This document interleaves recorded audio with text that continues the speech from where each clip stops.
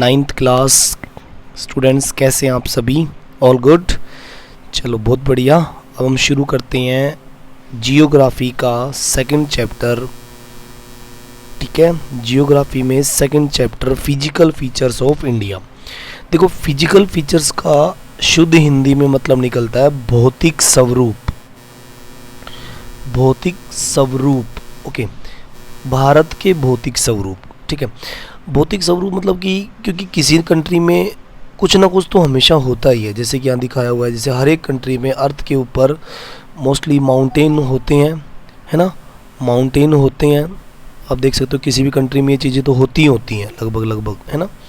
देखिए, किसी भी कंट्री में माउंटेन होते हैं, प्लेन एरिया होता है, डेजर्ट एरिया होता है, प्लाट्यू होता है, आइलैंड्स होते हैं। मोस्टली सभी कंट्री में ये सब होती हैं। ठीक है, ओके, तो यही किसी कंट्री के मेजर फिजिकल फीचर्स कहलाते हैं।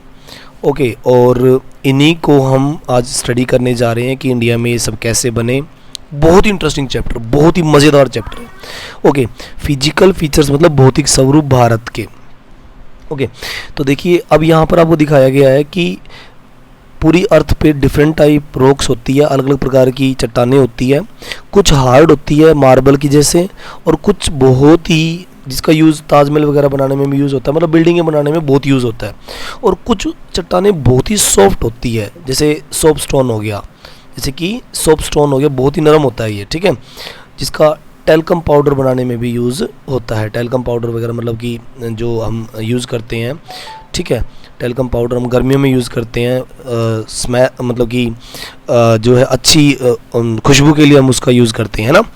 तो देखिए, तो चट्टानों के बारे में मतलब पूरी अर्थ पे बहुत सारी पाई जाती है। तो ये चट्टानें कहीं ना कहीं किसी वजह से तो बनी होती है। ओके, मिट्टी का रंग भी जो होता है ना, वो चट्टानों की वजह से ही होता है। डिफरेंट टाइप ऑफ रॉक्स पे डिफरेंट टाइप की सॉयल पाई जाती है भाई। एलुवियल सॉइल है, ब्लैक सॉइल है, अलग अलग प्रकार की जो मिट्टी होती है वो चट्टानों के अकॉर्डिंग ही होती है।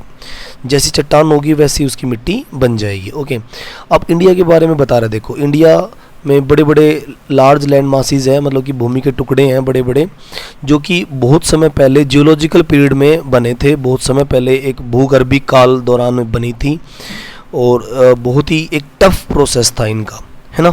और वो हमारे भारत के धरातल पर वो कहीं ना कहीं दिखाई भी देता है। जियोलॉजिकल फॉर्मेशन बहुत हुई है, बहुत सारे यहाँ प्रोसेस हुए। वेदरिंग हुआ, वेदरिंग का मतलब अपक्षय हुआ। अपक्षय क्या होता है, वेदरिंग क्या होता है? एक्चुअल में एक ऐसा प्रोसेस होता है जिसमें चट्टानें अपनी जगह पर टूट जाती हैं, चाहे वो सनरेज की वजह से गर्म होने से टूटी हों या एकदम से पानी डल जाने के बाद एकदम से चटक गई हो, टुकड़ों में टूट जाती हैं। तो उसको अपनी जगह पर कोई चट्टान जब गर्मी या सर्दी की वजह से टूट जाए तो उसको हम वेदरिंग कह सकते हैं। फिर उन टूटे टुकड़ों को अगर वहाँ से कोई ना कोई एजेंट, जैसे मान लीजिए वहाँ रिवर आ गई है पानी, या फिर रेनफॉल का वाटर आ गया है, और उस टुकड़े को, जो टूटे टुकड़े थे चट्टानों के, जो वेदरिंग के थ्रू हुए थे, ठीक है, उनको अपने साथ बहा ले जाए तो वो जगह खाली हो जाती है। मान लीजिए मैं ये कहूँ कि ये एक रॉक्स है, ठीक है, और यहाँ पर सनरेज डल रही है, और ये इतनी रॉक्स जो है टूट गई, और ये टूट कर जो है हल्की हो गई और बिखर गई। और यहाँ पर कोई रिवर आए, ऐसे कोई रिवर आए, ठीक है, पानी की रिवर आए, और ये वाला लेयर बहा के अपने साथ ले जाए। जब ये नदी सूखेगी तो हम देखेंगे कि पहले ये चट्टान काफ़ी ऊंचाई पे थी, लेकिन जैसे जब मतलब काफ़ी ऊंचाई पे थी जब रिवर इधर नहीं आई थी और वेदरिंग वगैरह नहीं हुआ था। लेकिन जब वेदरिंग हुआ तो टूट फूट गई चट्टानें, टूटने फूटने के बाद रिवर आई और अपने साथ इस मटेरियल को बहाकर ले गई, और चट्टान का लेवल छोटा हो गया। चट्टान का लेवल क्या हो गया? छोटा हो गया। तो ये जब इसको बहा के अपने साथ ले गई ना, तब वो प्रोसेस क्या हुआ? इरोजन। देखो, टूटना फूटना अपक्षय है, और इरोजन मतलब अपर्दन, इसको बोलते हैं अपर्दन। इरोजन का मतलब यहाँ पर क्या होता है? ये लिख रहा हूँ मैं, अपर्दन, इसको अपर्दन बोलते हैं हम लोग। ठीक है, तो ये होता रहता है अर्थ पे। और फिर रिवर जब स्लो होगी कहीं ना कहीं, तो इस टूटे हुए मटेरियल को कहीं ना कहीं वो जमा भी करेंगे। जैसे मान लीजिए कोई वैली एरिया है और रिवर का पानी यहाँ पर आ गया, है ना, रिवर का पानी यहाँ पर आ गया और इस एरिया में वो डिपॉजिट कर दिया वो मटेरियल जो साथ लेके चल रही थी, और धीरे धीरे धीरे धीरे ये लेवल जो पहले एक वैली के रूप में था, एक डीप वैली के रूप में था, अब वो भर के एक प्लेन एरिया के रूप में कन्वर्ट हो जाएगा। ऐसे प्लेन बन जाएगा, वो एकदम पूरा भर जाएगा। तो ये 3 प्रोसेस अर्थ पे हमेशा होते रहते हैं, जिससे रिलीफ जो है हमारे धरातल मॉडिफाई होते रहते हैं। कभी गहरी गहरी खाइयाँ भर जाती है, मैदान बन जाते हैं, अब कभी ऊंचे ऊंचे पर्वत या पहाड़ियाँ टूट टूट कर छोटे टुकड़ों में चली जाती है। अब देखिए आगे, मतलब अर्थ साइंटिस्ट जो अर्थ को स्टडी करते हैं वो साइंटिस्ट कहते हैं कि फिजिकल फीचर जो है ना वो कुछ मतलब हम उनको प्रूव कर सकते हैं, कुछ थ्योरी बेस एविडेंस वगैरह से हम उनको प्रूव कर सकते हैं। थ्योरी बेस एविडेंस हमारे पास है theory of plate tectonics. Okay, plate tectonic उसको भी बंद कर दें। प्लेट टेक्टोनिक थ्योरी जो है ये सिद्ध करती है कि भाई अर्थ पे कैसे कुछ हुआ है और किस प्रकार की चट्टानें वगैरह बनी हैं। ओके, कहते हैं कि प्लेट टेक्टोनिक की थ्योरी, ये जो प्लेट मूवमेंट की थ्योरी है, ये सब क्या है? देखो ये सब क्या है, एक एग्जांपल से हम, ठीक है, एक एग्जांपल से हम इसको प्रूव कर सकते हैं। कैसे? जैसे ये अर्थ है हमारी अंदर से, मान लीजिए मैं ये मान लेता हूँ, ये आपकी अर्थ है पूरी, ठीक है, ये इसकी अंदर वाली लेयर थी और ये वाली लेयर इसकी क्या है? क्रस्ट लेयर, ऊपर की जो पतली सी लेयर होती है ऊपर वो क्रस्ट होती है, ऐसे ऊपर ऊपर होती है, ठीक है। तो क्या होता है, जो अंदर वाला पार्ट है जिसको हम क्या कह रहे हैं, मैग्मा, जैसे अंदर अंदर जितना भी है ये पड़ा हुआ है इतना मटेरियल, ठीक है, ये मेल्टेड फॉर्म में है सारा। किस में है? मेल्टेड फॉर्म में है, मतलब रेड है पूरा और मेल्टेड फॉर्म में है। और इसके ऊपर जो ये अर्थ क्रस्ट है ये तैरती रहती है। अर्थ क्रस्ट जो है वो अलग अलग लेयर में तैरती रहती है और इसी वजह से आगे पीछे फिर वो खिसकती है। ये सारी अर्थ का जो अर्थ क्रस्ट है वो अलग अलग लेयर में बना हुआ है, तो उसको हम जब वो मूवमेंट करती हैं इधर उधर, ये बिल्कुल वैसे ही है जैसे किसी बाल्टी में हम 1-2 बर्फ़ के टुकड़े डाल दें, 2-3, और वो बाल्टी का पानी जो है बर्फ़ के टुकड़ों को इधर उधर खिसकाएगा। हिलते ही बाल्टी एकदम से बर्फ़ के टुकड़े इधर उधर खिसकेंगे। इसी प्रकार से अर्थ की जो प्लेटें हैं वो मूव करती हैं इधर से उधर। मतलब कि अर्थ के अंदर सब कुछ पिघला हुआ है और जितने भी कॉन्टिनेंट हैं वो 7 मेजर प्लेट्स और 7 माइनर प्लेट्स में बटे हुए हैं और वो आपस में एक दूसरे में हिलते रहते हैं। ओके, अब देखिए आगे। ओके, अब देखिए ये जो सिद्धांत था, ये जो प्लेट टेक्टोनिक का सिद्धांत था, ये 1912 में 1912 में अल्फ्रेड वेगनर ने दिया था, जो कि एक जर्मन जियोलॉजिस्ट था वो, ठीक है। उसने सिद्धांत दिया था, उसका नाम था अल्फ्रेड वेगनर। इसी ने प्लेट टेक्टोनिक थ्योरी दी थी। टेक्टोनिक थ्योरी को बताया था कि ऐसे पूरी अर्थ जो है प्लेटों में बटी हुई है और वो मूव करती रहती है इधर उधर।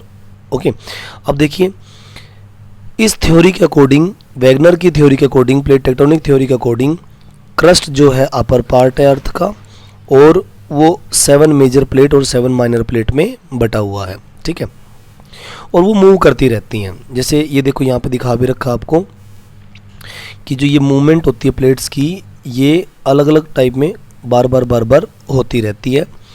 इससे जो चट्टानों पे या प्लेट्स पे स्ट्रेस पड़ता है जब भी मूवमेंट होती है, भाई एक दूसरे के नज़दीक आएंगी, दूर जाएंगी, तब प्रॉब्लम क्रिएट होगी। जब ये प्लेटें एक दूसरे के साथ मूव करेंगी तो डिफरेंट टाइप की कॉन्टिनेंट रॉक वगैरह जो है वो इधर उधर मूव करते हुए प्रेशर बनाएंगी। तो उससे 3-4 रिजल्ट निकलेंगे आपके सामने। जब प्लेटें एक दूसरे के साथ आएंगी, मूव करेंगी, ठीक है, तो फोल्डिंग होगा। जैसे मान लीजिए ये प्लेट यहाँ पर है और एक प्लेट ये अर्थ क्रस्ट पे है और ये एक दूसरे की तरफ आएंगे ऐसे, ठीक है, दिखा रखा है जैसे ये एक दूसरे की तरफ आ रही हैं, तो ये जो एक दूसरे की तरफ आने पर यहाँ जो है ना, यहाँ पर क्या फोल्डिंग होना शुरू हो जाएगा इस जगह पर। और जब भी कभी फोल्डिंग होता है तो माउंटेन बनते हैं, ठीक है। ओके, ये देखो फोल्डिंग होगा यहाँ पे ऐसे, ये प्रोसेस क्या है, फोल्डिंग प्रोसेस है। फिर उसके बाद में फॉल्टिंग होता है, जब प्लेटें एक दूसरे के नज़दीक आती हैं, दूर जाती हैं तो टूट कर अलग अलग हो जाती हैं, तब फोल्टिंग होता है। देखो यहाँ पर ये फॉल्टिंग हो रहा है, एक प्लेट टूट गई, एक दूसरे से दूर जा रही है, एक दूसरे से दूर जा रही है, और दूर जाने के बाद में जो है जब कॉन्टिनेंट एक दूसरे से दूर जाएंगे या प्लेट्स एक दूसरे से दूर जाएंगी तो डेफिनेटली बीच में गैप बनता है। आप देख पा रहे हो यहाँ पर एक बीच में गैप बन रहा है, ये देखो बीच में गैप बन रहा है, ये गैप बन रहा है बीच में। अगर ये गैप बन रहा है तो डेफिनेटली ओशियंस का वाटर आना शुरू हो जाएगा, ओशन स्प्रेड होने शुरू हो जाएंगे, मतलब बढ़ने शुरू हो जाएंगे। जब भी कभी ये क्वेश्चन आया आपके पास में कि ओशियन कैसे बढ़ते हैं, तो डेफिनेटली वो डाइवर्जेंट बाउंड्री की वजह से बढ़ते हैं। जब प्लेटें एक दूसरे के नज़दीक आती हैं तो वो कन्वर्जेंट बाउंड्री बनाती हैं, और एक दूसरे से दूर जाती हैं तो वो डाइवर्जेंट बाउंड्री बनाती है। ओके, अब देखो आगे एक तीसरा प्रोसेस और देखो इसमें। अब आती है ट्रांसफॉर्म बाउंड्री, मतलब जिगजैग शेप में आगे बढ़ती है, मतलब कि ऐसे जिगजैग शेप में, ऐसे ऐसे ऐसे, ठीक है, जिगजैग शेप में या फिर ऐसे ऐसे ऐसे आगे बढ़ती है, वो ट्रांसफॉर्म बाउंड्री होती है। ओके, जैसे कि इसमें दिखाया गया है, एक प्लेट ऊपर की तरफ और एक प्लेट नीचे की तरफ। देखो ये प्लेट जो है ऊपर की तरफ की डायरेक्शन है, ये प्लेट नीचे की तरफ की, तो एक दूसरे से क्या है, एक दूसरे के सारे चलती चलती ये जिगजैग फॉर्म में आगे बढ़ रही है। ये देखो जिगजैग फॉर्म में आगे बढ़ रही है। जब कभी ऐसा होता है तो डेफिनेटली फिर अर्थक्वेक, भूकंप वगैरह खूब आते हैं। तीनों ही टाइप की मूवमेंट में, चाहे कन्वर्जेंट बाउंड्री के लेवल पे प्लेट मूवमेंट करें, चाहे डाइवर्जेंट बाउंड्री के रूप में प्लेट मूवमेंट करें, या फिर वो ट्रांसफॉर्म बाउंड्री के रूप में एक दूसरे के सारे आगे पीछे होते हुए अगर वो मूवमेंट करें, तो डेफिनेटली अर्थक्वेक आते हैं। और कभी कभी तो भूकंप भी, मतलब कि अर्थक्वेक आते हैं, भूकंप आते हैं, और कभी कभी तो वोल्केनो एक्टिविटी बाहर आ जाती है, मतलब वोल्केनो भी जो अंदर से बाहर आ जाता है, अंदर का मैग्मा बाहर आके लावा के रूप में फैल जाता है। तो ये रिजल्ट्स हैं। जब भी प्लेट मूवमेंट होगी तो फोल्डिंग होगा, फॉल्टिंग होगा और वोल्केनिक एक्टिविटी जरूर होगी। ओके, अब देखो आगे इसमें क्या बताया। प्लेट मूवमेंट को हम 3 टाइप में आगे क्लासीफाइड कर सकते हैं। सम प्लेट्स कम टुवर्ड ईच अदर, एक दूसरे के सामने आएगी तो वो कन्वर्जेंट बन जाएंगी, एक दूसरे प्रेशर बनाएंगी। तो कुछ प्लेटें एक दूसरे से दूर जाती हैं तो डिवर्जेंट बाउंड्री बना लेती हैं, और 2 प्लेट अगर एक दूसरे के सारे आकर कोलाइड कर जाएं, टकरा जाएं या क्रम्बल कर जाएं, एक दूसरे के साथ में स्लाइड करते हुए आगे पीछे निकले, तब फिर वो जो है प्रॉब्लम क्रिएट करती है। ठीक है, हॉरिजॉन्टली लेवल पे आगे बढ़ती है। ठीक है, तो आपने देखा इस पेज में कि भाई कैसे जो है ये बनते हैं, माउंटेन वगैरह, प्लाट्यू वगैरह। तो प्लेट टेक्टोनिक की वजह से मोस्टली बनते हैं ये। जब भी किसी एरिया में प्लेट टेक्टोनिक मूवमेंट होती है तो डेफिनेटली ये सारी चीज़ें बनती है। भाई रीज़न तो जानना चाहोगे ना कि भाई किस वजह से बनती है, तो रीज़न आपके सामने है।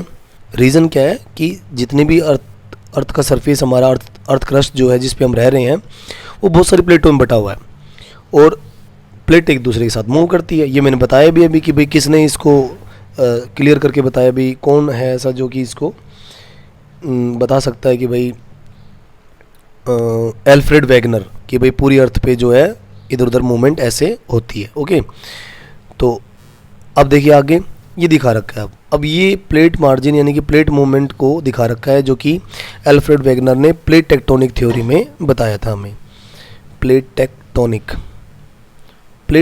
मूवमेंट में बताया था।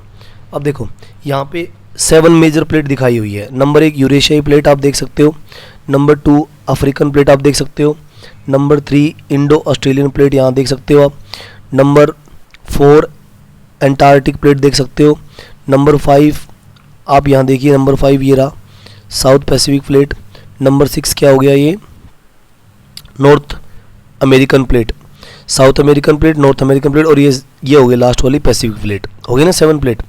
दोबारा देखो ये वाली कौन सी है, यूरेशियाई प्लेट। ओके, ये वाली कौन सी है, अफ्रीकन प्लेट। ये वाली कौन सी बड़ी plate, Indo Australian plate, India और ये सारा एरिया। ये देखो यहाँ से बाउंड्री बना रहे हैं इसकी, है ना, यहाँ से पूरी बाउंड्री बना रहे हैं जो कि पैसिफिक ओशन के साथ साथ बनी हो रही है। और ये जो दिखा रखा है ना, ये वोल्केनिक एक्टिविटी है। ओके, ये देखो ये वाली इंडो ऑस्ट्रेलियन प्लेट हो गई। उसके बाद कौन सी, ये देखो एंटार्क्टिक प्लेट, ये एंटार्क्टिका प्लेट हो गई पूरी, ये साउथ अमेरिका और ये नॉर्थ अमेरिका प्लेट हो गई, और ये जो है पैसिफिक प्लेट हो गई। तो ये किया है हमारी कि 7 मेजर प्लेट है जो अर्थ की सरफेस पे होती है और इनमें कोई ना कोई मूवमेंट होती रहती है। ये किसने प्रूव किया? 1912 में अल्फ्रेड वैगनर ने प्रूव किया था कि ऐसे हो रहा है भाई। ठीक है, ओके। अब देखो यहाँ पे, ठीक है, ये समझ में आ गया। तो ये प्लेट एक दूसरे के साथ नज़दीक आती हैं, खिसकती हैं जिगजैग शेप में, तो ट्रांसफॉर्म बाउंड्री बनाती है। वो मैंने बता दिया पीछे कि ये एक दूसरे से दूर जाती हैं, आगे पीछे खिसकती हैं, तब वो ट्रांसफॉर्म बाउंड्री बनाती है। अब देखो, the movement of this plate have change position and size continent over the million years, कि अगर ये मूवमेंट इसी तरह प्लेटों की होती रहती है तो बहुत साल में, बहुत सारे मिलियन ईयर में जो कॉन्टिनेंट की शेप एंड साइज ही बदल जाएगा। डेफिनेटली बदला भी है, पहले सारे जो है ना सारे जुड़े हुए थे पहले कभी। एक प्लेट टेक्टोनिक थ्योरी में एक ये भी सिद्धांत दिया गया कि भाई जो अर्थ जो है ना, पूरी अर्थ जो है, वो जो अर्थ आप जो देख रहे हो, इसका बहुत बड़ा पार्ट, जैसे ये वाला सारा, ये वाला पार्ट जो वाटर बॉडी था पहले सारा का सारा, ठीक है, ऐसा वैगनर ने बताया कि ये जो पृथ्वी का 70% पार्ट है ये पैंथलासा था, पैंथलासा था ये 70%।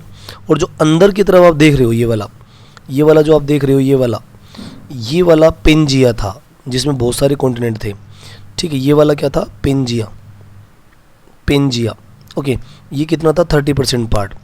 फिर पेंजिया टूट गई, ये देखो ऐसे टूट गई, पेंजिया जो है ऐसे टूट गई, इस तरह के टुकड़ों में वो टूट गई अलग अलग, और टूटकर थोड़े पार्ट इधर, थोड़ा पार्ट इधर, थोड़ा पार्ट इधर, थोड़ा इधर, इधर उधर खिसक गए और 7 मेजर प्लेट्स बन गई। जैसे अभी हमने देखा था 7 मेजर प्लेट कौन कौन सी हैं। ओके, और भी छोटे टुकड़े टूटे, वो 7 माइनर प्लेट्स में टूटे, माइनर प्लेट्स, ठीक है, उसमें टूटे वो। तो इस तरह से पूरी अर्थ पेंजिया टूटकर अलग अलग हो गई और पैंथलासा का जो पानी था वो अंदर की तरफ आ गया। आज आप देखते हो कि इस पूरी अर्थ पे ये देखो, ये पेंजिया पार्ट है, इसको पेंजिया पार्ट हम कह सकते हैं।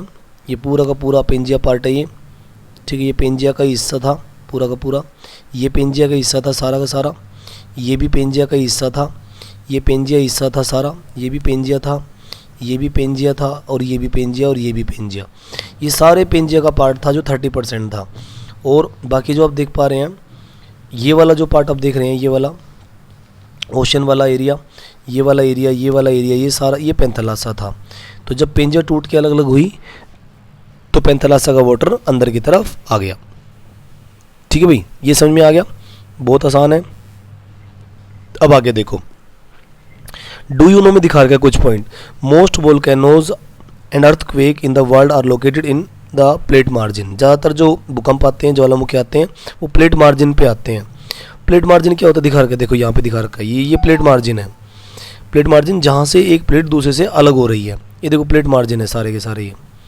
ये आप देख रहे हो, ये किनारे हैं। प्लेट मार्जिन का मतलब प्लेटों के किनारे, जैसे पैसिफिक का ये जो है किनारे, ये पैसिफिक प्लेट अलग हो गई और ये अलग हो गई, तो दोनों अलग अलग हैं। ठीक है, तो जहाँ ये अलग होते हैं वहाँ से ही, ओके, उन्हीं को प्लेट मार्जिन हम कहते हैं। अब देखो यहाँ पे, the oldest land mass peninsula plateau, जो हमारे इंडिया का साउथ प्लाटू है, जो कि ओल्डेस्ट लैंड मास कहलाता है हमारा। ठीक है, पेनिनसुलर प्लाटू मतलब भारत का जो ट्रायंगल शेप का प्लाटू है वो काफ़ी बड़ा है, और यहाँ गोंड जाति के लोग रहते हैं, गोंडवाना लैंड कहलाती है। ये देखो मैं दिखाता हूँ आपको कौन सा है गोंडवाना।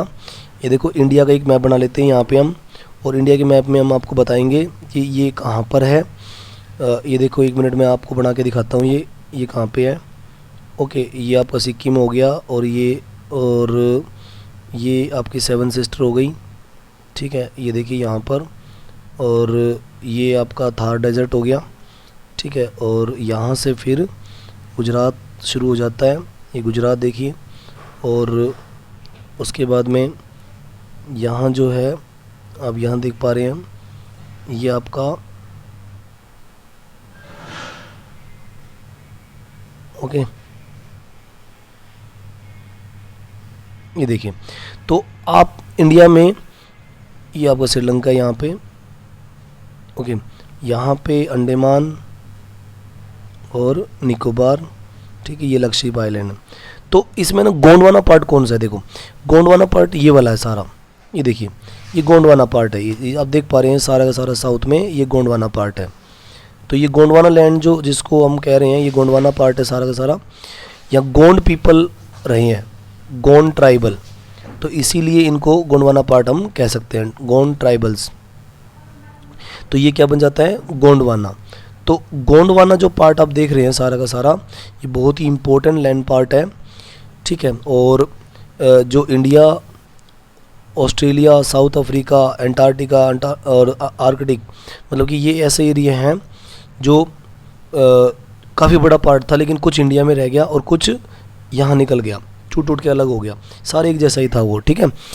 तो प्लेट टेक्टोनिक की वजह से अलग हुआ। कुछ गोंडवाना पार्ट हमारे इंडिया में एट प्रेजेंट है, जिस पे साउथ में हम लोग रहते हैं, कुछ ऑस्ट्रेलिया में चला गया, कुछ अफ्रीका में चला गया, इस तरह काफ़ी बड़ा पार्ट अलग अलग टूट कर अलग हो गया, क्योंकि पेंजिया टूट गई थी। पेंजिया मैंने बताया ना, वो जो पार्ट जो अर्थ का था वो टूट गया और वो अलग अलग हो गया, ठीक है। अब देखिए आगे, the conventional currents spilled the crust into pieces. Conventional currents होती है जो अर्थ के अंदर से ग्रेविटी की वजह से बनती है, और मतलब कि कन्वेंशनल करंट क्या होती है, जब अंदर पिघला हुआ है सब कुछ तो मानो के अंदर लहरें बनती है, जैसे समुद्र के अंदर लहरें बनती है, उसी तरह अर्थ के अंदर मूवमेंट करती हुई अर्थ के अंदर जो पिघला हुआ है उसमें भी करंट्स बनती हैं, लहरें बनती हैं, और उसी लहरें की वजह से ये टूटकर अलग हुआ और दूर दूर चले गए और पेंजिया टूट गया, है ना। उसके बाद देखिए ड्रिफ्टिंग होती रहती है, जैसे इंडो ऑस्ट्रेलियन प्लेट में काफ़ी ड्रिफ्टिंग हुई है, अलग हो गया गोंडवाना पार्ट से, नॉर्थ की तरफ इंडिया वाला हिस्सा जो है वो डाइवर्ट हो गया और बाकी साउथ की तरफ ऑस्ट्रेलिया चला गया। North ward drift result the collision of plates. जब नॉर्थ की तरफ आगे बढ़ी गोंडवाना प्लेट तो यूरेशियाई प्लेट के साथ वो टकरा गई। जैसे मैंने पिछले वाले पार्ट में बताया भी था कि एक प्लेट जब मूवमेंट करते हुए दूसरी तरफ आती है तो वो आपस में टकराती भी है मूवमेंट करते हुए, जिसकी वजह से हमारे इंडिया में हिमालय भी बना था, जिसकी वजह से हिमालय बना। ड्यू टू दिस कोलिजन, इस टकराव की वजह से सेडिमेंट्री रॉक पार्ट जो होते हैं वो जो पूरी तरह से क्या हो जाते हैं, भर जाते हैं, और इसको हम जियोसाइक्लिन कहते हैं। क्या कहते हैं इसको, जियोसाइक्लिन कहते हैं। टेथीज सी जो था, जो सेडिमेंट्री पार्ट था, दो प्लेटों के नज़दीक आने से टेथीज सी में फोल्डिंग हुआ और हिमालय माउंटेन सिस्टम बन गया, जो वेस्ट एशिया और हिमालय के फॉर्मेशन में बहुत इंपॉर्टेंट है। एक बार दोबारा सुनो इसको। इस पार्ट में ये बता रहा है कि गोंडवाना लैंड बहुत बड़ा पार्ट था, कुछ इंडिया में रह गया, कुछ टूटकर अलग हो गया। टूटने का रीज़न था कन्वेंशनल करंट्स, ठीक है, जिसकी वजह से टूटकर अलग अलग हुए। वैगनर जो साइंटिस्ट था उसने 1912 में ही ये प्रूव कर दिया था। जर्मन का एक बहुत ही ज़बरदस्त एक्सपर्ट था ये, जियोलॉजिस्ट था ये, तो उसने सिद्ध कर दिया था कि प्लेटें टूटकर अलग हुई हैं, जिसकी वजह से आज उनको शेप मिली है। टूटने का रीज़न उन्होंने बताया कन्वेंशनल करंट्स। और हमारे इंडिया की जो गोंडवाना प्लेट है यूरेशियाई प्लेट से टकराई तो हिमालय का फॉर्मेशन हुआ है। हिमालय का फॉर्मेशन होते हुए टेथीज सी के जो सेडिमेंट थे, टेथीज सी है ये भाई, ये टेथीज सी था जो पहले पूरे वैली एरिया में इसका डिपॉजिट था, और वो डिपॉजिट जो है बाद में हिमालय का रूप ले गया, क्योंकि फोल्डिंग हुआ है, दो प्लेट एक दूसरे के नज़दीक आई है। कौन सी, यूरेशियाई प्लेट और गोंडवाना एक दूसरे के नज़दीक आई और उसकी वजह से हिमालय बन गया है। ओके, अब देखो आगे। अब यहाँ पर देखिए गोंडवाना लैंड के बारे में कुछ बता रहा है ये देखो गोंडवाना लैंड क्या है एक्चुअल में। It is a southern part of ancient super continent Pangaea. देखिए मैंने बताया था ना आपको कि सारे कॉन्टिनेंट पहले एक जगह जुड़े हुए थे, फिर बाद में टूट के अलग हुए, तो उसको हम सुपर कॉन्टिनेंट पेंजिया कह सकते हैं। तो अंगारा लैंड जो है नॉर्दर्न पार्ट की तरफ चला गया और साउथ में गोंडवाना लैंड साउथ की तरफ रह गया। तो ये गोंडवाना लैंड की बात कर रहा है जो इंडिया में मैंने आपको दिखाया भी है मैप में कि वो ये वाला सारा ही सारा गोंडवाना पार्ट है। ओके, अब देखिए हिमालय फोल्डिंग की वजह से फिर बाद में ऊपर बढ़ा। टेथीज सी के जो सब्सटेंस थे नॉर्दर्न फ्लैंक एरिया पूरा बन गया। टेथीज सी के सेडिमेंट जो है वो अब फोल्डिंग कर गए और फोल्डिंग करने के बाद हिमालय का फॉर्मेशन हो गया। फिर उसके बाद देखिए आगे नॉर्दर्न फ्लैंक पेनिनसुल प्लेट्यू बहुत बड़े लेवल पे बनता यहाँ पर चला गया। लार्ज बेसिन उन्होंने बना दिए, क्योंकि यहाँ एक वैली एरिया था तो नदी अपना डिपॉजिट यहाँ जमा करती थी, उसी में क्या हुआ है, फोल्डिंग हुआ है। रिवर्स ने डिपॉजिट जो किया उसकी वजह से हुआ। टेथीज सी में रिवर हिंद प्रभा डिपॉजिट करती थी, और हिंद प्रभा के डिपॉजिट करने की वजह से हिमालय बना है, ठीक है, हिमालय बना है। ओके, तो आगे देखो अब क्या बता रहा है कि रिवर नॉर्दर्न माउंटेन से चलने लगी, पेनिनसुलर प्लेटू से रिवर आने लगी, और फिर फ्लैट लैंड यानी कि एक मैदान हमारा इंडिया का तैयार हो गया, नॉर्दर्न प्लेन वो तैयार हो गया, और वो काफ़ी फर्टाइल है, बहुत सारी प्रकार की एग्रीकल्चर वहाँ पर होती है, बहुत बड़े ढंग से होती है। लैंड ऑफ इंडिया, भारत की भूमि डिस्प्ले ग्रेट फिजिकल वेरिएशन, बहुत सारी फिजिकल वेरिएशन यहाँ पर देखने को मिलते हैं। भौगोलिक रूप में जियोलॉजिकल लेवल पे पेनिनसुलर प्लेट्यू जो है वो एंशियंट लैंड मासीज हमारे कहलाते हैं, बहुत ही पुराने लैंड मासीज हैं हमारे, बहुत ही पुराने। ओके, अर्थ सरफेस पर it is suppose to be one of the most stable land block, कि जो हमारा पेनिनसुलर प्लेट्यू है बहुत ही स्टेबल है, काफ़ी टाइम से रुका हुआ है और काफ़ी स्ट्रॉन्ग है ये। The Himalaya and northern plain, the Himalaya mountain and northern plain most decent form, ये अभी बने हैं। नॉर्दर्न प्लेन गोंडवाना के बाद ही बना, हिमालय भी गोंडवाना के बनने के बाद ही बना। तो इस जियोलॉजी के पॉइंट ऑफ व्यू से हिमालय माउंटेन एक अनस्टेबल जोन है, जहाँ पर अर्थक्वेक वगैरह हमेशा आते रहते हैं। हिमालय में जितने भी माउंटेन है वो भी उनके साइज भी बढ़ते रहते हैं। The whole mountain system of Himalaya represent very youthful topography, कि हिमालय माउंटेन में ज़्यादातर नए नए यंग फोल्ड माउंटेन आपको दिखाई देते हैं, मतलब कि बार बार वहाँ पर वोल्केनिटी होती रहती है, तो नए नए लैंड मासीज बनते रहते हैं। ओके, अब देखो आगे, ऊंची ऊंची चोटियाँ, डीप वैली, गहरी गहरी घाटियाँ, फास्ट फ्लोइंग रिवर, तेज़ी से बहने वाली नदियाँ यहाँ की स्पेशलिटी है। नॉर्दर्न प्लेन में यानी कि उत्तरी मैदान में, जो कि एलुवियल सोइल की वजह से बना, एलुवियल सोइल मतलब कि जो है एक बहुत ही उपजाऊ मिट्टी की वजह से बना। ओके, तो वो काफ़ी फेमस है यहाँ पे, ठीक है भाई। तो इसमें देखा हमने कि इंडिया के जो पुराने लैंड मासीज है वो कैसे हैं, गोंडवाना क्या है और बाकी चीज़ें कैसे बनी है, हिमालय कैसे बना है, वो सब के बारे में हमने देखा इसमें, ठीक है। काफ़ी इंटरेस्टिंग चैप्टर है, अगर आप ध्यान से देखोगे तो काफ़ी चीज़ें आपको सीखने को इसमें मिलेंगी। ओके, तो अब इसके बाद देखिए अब जो पेनिनसुलर प्लेट्यू हमारा बन गया पूरा, और हमने देखा कि किस वजह से सारा कुछ बना है, राइजिंग हिल वगैरह, वाइडर वैलीज, ये सब कैसे बने। तो अब नेक्स्ट वीडियो में, ठीक है, नेक्स्ट वीडियो में हम इंडिया के फिजिकल फीचर्स के बारे में पढ़ेंगे बारी बारी। देखो ये दिखा रखे हैं यहाँ पे कि इंडिया को 6 फिजिकल फीचर्स में डिवाइड किया हुआ है, ठीक है। इन सब के बारे में डिटेल से पढ़ेंगे वीडियो नंबर 2 में, ठीक है।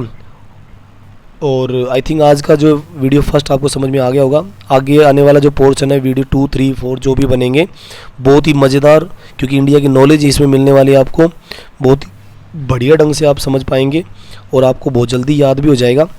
तो ठीक है, फिर मिलते हैं। Detail study of Indian physical features, Himalaya, northern plain, peninsular plateau, Indian desert, coastal plains, ये सब के बारे में हम पढ़ेंगे। बहुत इंटरेस्टिंग होने वाला है। देखो हिमालय के बारे में पूरी डिटेल स्टडी है, क्या बात है, बहुत बढ़िया, बहुत ही ज़बरदस्त स्टडी ये आपको करके दिखाएगा।